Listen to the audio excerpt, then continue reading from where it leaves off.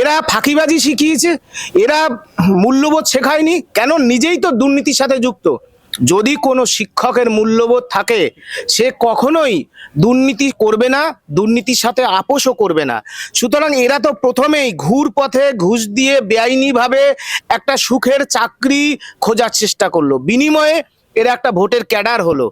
এরা এরা ফাঁকিবাজি করে, এরা দেখবেন কোনো না কোনো একটা ইউনিয়নের সাথে যুক্ত হয়ে কোনোভাবে সার্ভাইভ করার চেষ্টা করছে।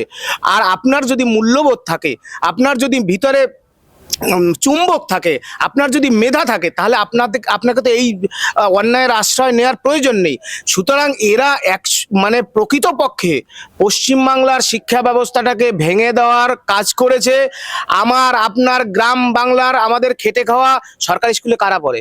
গরিব মানুষের ছেলেমেয়েরা, প্রান্তিক মানুষের ছেলেরা, মাইনরিটিরা, বৌদ্ধরা, খ্রিস্টানরা, সাধারণ মানুষ, একেবারে গ্রামের মানুষ।